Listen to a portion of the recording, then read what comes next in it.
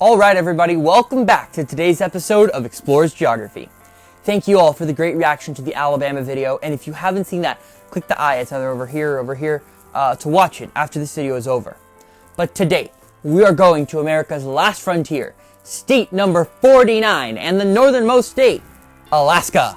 Now, when most people think of Alaska, they think of a snowy wilderness with Eskimos, igloos, polar bears, and Sarah Palin, and really, they're only partially right.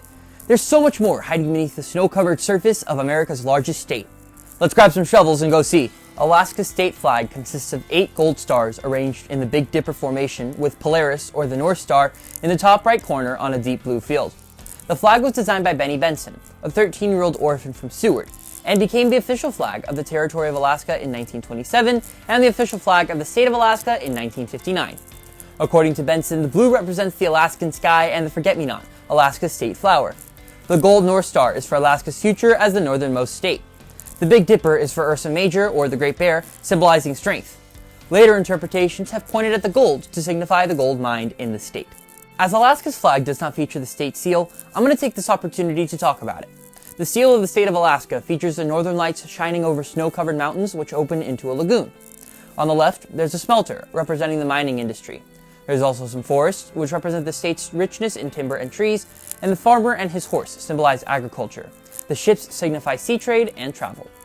Around the outside is a blue ring reading the seal of the state of Alaska. On that ring, you'll find a fish and a seal, emphasizing the importance of fisheries and seal rookeries to the state's economy. For the most part, Alaska's flag story consists of the flag of Russia and various editions of the US flag since 1867. For a short time, Alaska flew the flag of the Russian-American Company, a fur trading company that took up business in the area. Between 1867 and 1927, when the Gold Star flag was adopted, Alaska flew 7 different iterations of the American flag as their official flag. Alaska's capital and third largest city is Juneau. Juneau is located on the Gastineau Channel and is the second largest city in the United States by land area. It is unique in that it is the only capital city in the US not connected by road to the rest of its state or the US mainland, except for Honolulu, Hawaii, for the obvious reasons. Instead, if you wanted to get to Juneau from somewhere else in Alaska, you'll need to hop on a plane or a ferry. Alaska's largest city is Anchorage, located right here at the head of the Kenai Peninsula. The second largest city is Fairbanks, located along the Tanana River in the Alaskan interior. After that comes Juneau, the largest city in the United States by land area, Sitka, is Alaska's 4th largest, and that is right there. Rounding out the top 5 is Ketchikan, a popular cruise ship port.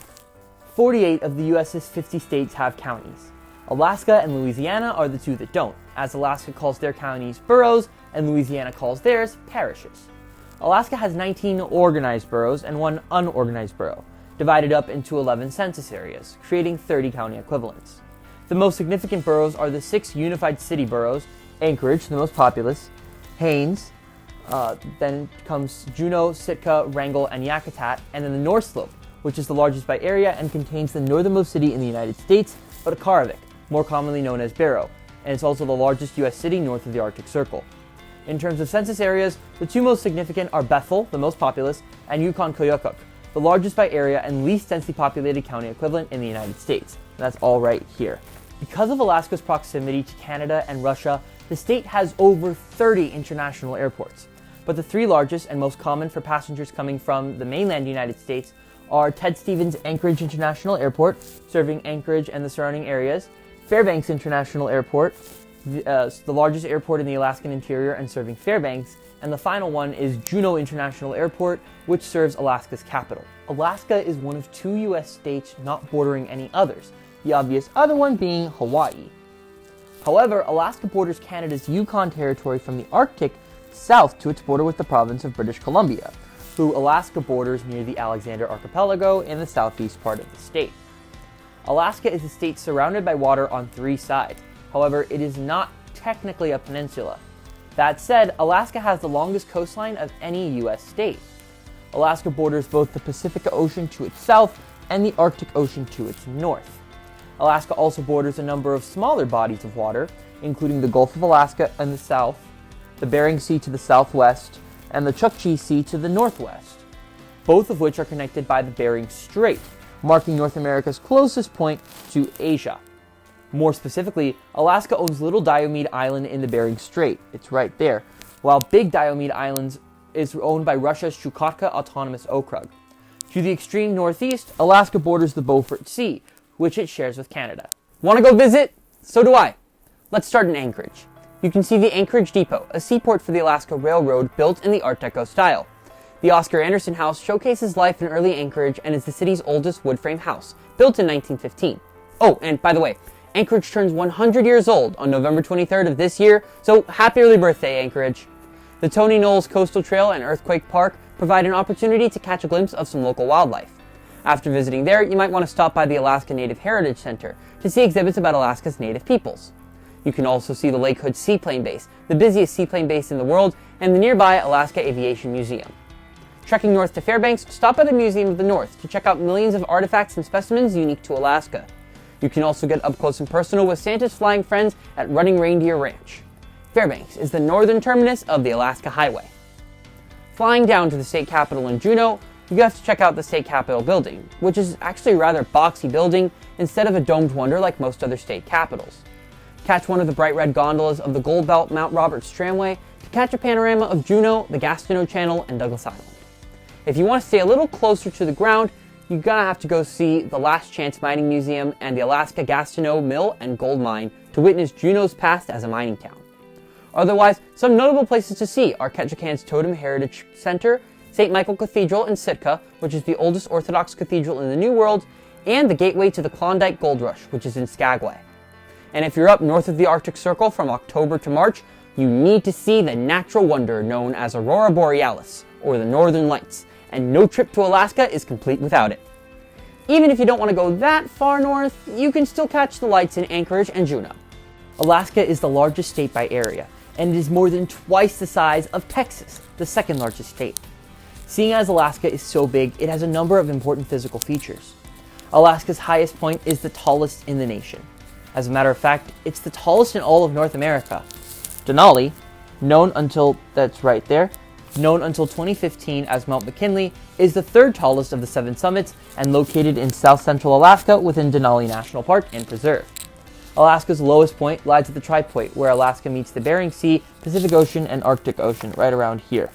The difference between Alaska's highest and lowest points is 2,310 feet, the exact height of Denali and the greatest elevation range in the United States.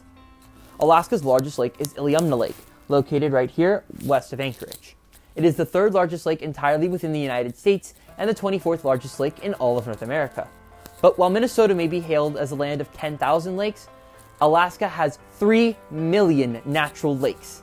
Alaska's longest river is the Yukon River, which starts at the Llewellyn Glacier in British Columbia and flows into the Bering Sea. The longest river entirely within the state is the Kuskokwim, who has its mouth at the Bering Sea as well. But getting further away from the water, Alaska has a number of mountain ranges. A large part of the Pacific Coast Mountains run through Alaska, such as the Kenai, Chugach, Talkeetna, Wrangell, St. Elias, Takshonok, and Boundary Ranges. The Alaska Range is the highest mountain range in the world outside of Asia and the Andes, and it contains Denali and a number of other very high mountains. In the far north of the state, you'll find the Brooks Range, which Alaska shares with Canada. The Aleutian Islands are a chain of volcanic islands formed off the Alaskan coast, forming both the western and easternmost part of the state. Why so? Well, the Aleutian Islands span west off of Alaska. But because of how far north the islands are, the lines of longitude get closer together, meaning the international date line cuts right through the Aleutian Islands, dividing the islands into the western and eastern hemispheres. Because of this, Alaska is the northernmost, westernmost, and easternmost state. The American island furthest west, or rather east, is Attu Island. However, some of the islands further east are Russian. Alaska's largest island is actually Kodiak Island, off the Kenai Peninsula. Seeing as it is such a large state, Alaska has a variety of climate types. Starting in the very far north, Alaska has a polar or a tundra climate. As you move further south, the rest of the state has a subarctic climate, and along the coast and in the Aleutian Islands, it is an oceanic climate type. Alaskan national parks are among the best known in the nation. Alaska has 8 national parks and another 16 areas protected by the National Park Service. However, just in terms of parks, Alaska has Denali, containing the aforementioned tallest mountain in North America, Gates of the Arctic, Glacier Bay, Katmai, Kenai Fjords, Kobuk Valley, Lake Clark, and Wrangell St. Elias, the largest national park by area in the United States. Alaska also has 2 national forests, Tongass, the largest national forest in the U.S., and Chugach, the second largest national forest in the U.S. The largest national wildlife refuge in the U.S. is Arctic National Wildlife Refuge, located in northeastern Alaska, and it's the subject of much debate regarding drilling for oil inside the boundaries of the refuge. Alaskan cuisine is unique in that it is emblematic of the native culture of the state. Obviously, much of Alaska's food comes from the sea. Arguably the most famous dish from Alaska is salmon, found in the rivers of the Pacific Northwest. Different kinds of salmon include Chinook, sockeye, coho, pink, and chum. Otherwise, some fish you might catch and eat in Alaska include Pacific halibut, Pacific cod, sablefish or black cod, and rockfish. Alaska is also world famous for its crabs, including king, Dungeness, and snow, which are most commonly served as crab legs or claws or in recipes like crab cakes. Other seafood you might find in the state include shrimp, prawns, and oysters. As important as fish farming is to the state, any Alaskan will tell you the seafood is best eaten wild caught. Moving towards the land, Alaska has a number of game meats and wild mammals to eat. One popular delicacy is reindeer, which are often eaten as sausages or in a hot dog. Not in the mood to eat one of Santa's helpers? Try out deer, bear, moose, or caribou. In the rural native communities, you can even sneak a taste of muktuk, whale skin with the fat still attached. And there are still plenty of vegetarian options if you want to try something local though. Alaska is known for its wild berries, and many restaurants use fresh Alaskan berries for colorful, flavorful desserts, like cobblers, pies, and ice creams. Alaska also grows tons of fresh veggies available all across the state. It also produces birch syrup, a thinner, more nutty syrup, and fireweed honey, considered by some to be the most flavorful honey in the world. Most Alaskan festivals take place over the summer, seeing as they really can't host them in the winter. The largest festival of the summer is the Alaska State Fair, which takes place in the Matanuska-Susitna Valley in August. But there are plenty of other fun things to do in the state. If you're in Anchorage in March, be sure to check out the ceremonial start to the Iditarod dog sled race, which runs the 938 miles between Anchorage and Nome. There's also the Iyeska Resort Blueberry Festival in August, Sitka Whale Fest from Halloween to November 3rd, and the Copper River Salmon Jam in July. Who are the people living in Alaska? Well, 60.3% of the population is white, 15.4% of the population is Alaska Native or Native American, 7.4% are mixed, mostly Alaska Native and white, 7.2% are Hispanic, 6.6% are Asian, 3.8% are Black or African American, and 1.4% are Native Hawaiian or Pacific Islander. Alaska's Native population is the largest proportionally in any state, and Native Alaskans exercise much control over the politics of the state. So, once again, the most commonly spoken and official language in Alaska is English, with about 86% of the population speaking it. But that's not the only one. Alaska actually has 21 official languages, with the other 20 being the Alaskan native languages of Inupiat, Central Siberian Yupik, Central Alaskan Yupik, Alutiiq, Unangan or Aleut, Dena'ina, Degjinag, Holokachuk, Koyukon, Upper Kuskokwim, Gwich'in, Lower Tanana, Upper Tanana, Tanacross, Haiyan, Atna, Ayak, Tlingit, Haida, and Koshimshin. I apologize to any of you who are from Alaska or of Alaskan descent, as I likely just butchered most of these. Of these languages, though, the Aleut Eskimo languages are the second most popular spoken in the state, passing Spanish. Unfortunately, most of these languages are endangered. So what does it mean for a language to be endangered? Basically, when a language is endangered, a very small amount of people speak it, typically due to a lack of need to speak the language and a lack of children inheriting the language from their parents, or the language just not being taught in schools. For many languages, this means that they are only being spoken in one or two families, in one or two towns, and that once those families and once those people who speak it die, the language dies with them. For the Ayak language in particular, only Sophie Borodquin and Marie Smith of Anchorage speak it. Of the native languages of Alaska, only Yupik and Inupiat are not endangered. However, the Alaskan government has taken steps to save the languages, including having them taught in schools and recording the languages in dictionaries and with audio recordings.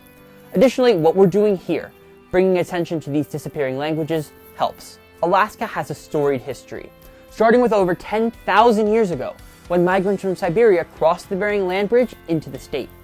It is because of the Bering Land Bridge that North America, and by extension the Americas, were inhabited. The groups that crossed the land bridge that still live in Alaska today include the Athabascans, Aleut, Inuit, Yupik, Tlingit, and Haida. Alaska was first sighted by Europeans when Tsar Peter I of Russia commissioned a voyage by Danish explorer Vitus Bering to go investigate a claim by native Siberians that there was a piece of land to the west that they could actually see. Although Bering's first voyage failed, he spotted the peak of Mount St. Elias, the second highest mountain in both the United States and Canada, and sent men ashore on his second. The Russians first settled the state at Three Saints Bay, near Kodiak, in 1784. The Russian-American company then moved its headquarters to Novoarkhanghelsk, now Sitka, to get more sea otter pelts, which was a major industry in Russian Alaska. It was here in Sitka that the Russians started to share their Russian Orthodox faith with the natives, and it was not uncommon, and it is still not uncommon, to see native Alaskans intermarrying with Russians and sharing Russian last names. After Russia suffered greatly with the depletion of the sea otter and the Crimean War, they offered Alaska to the United States.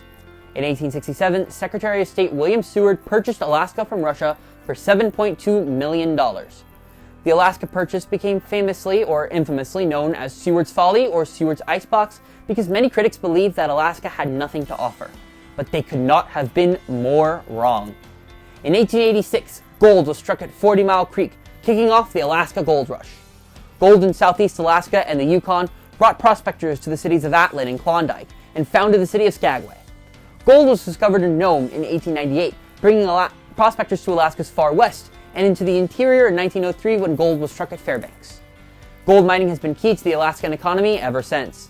In 1912, Congress organized the territory of Alaska. During World War II, the Japanese occupied Attu, Agatu, and Kiska, and bombed Dutch Harbor on Unalaska Island in the Aleutians. After the war was over, Alaskans voted for statehood in 1846 and approved a new state constitution in 1856.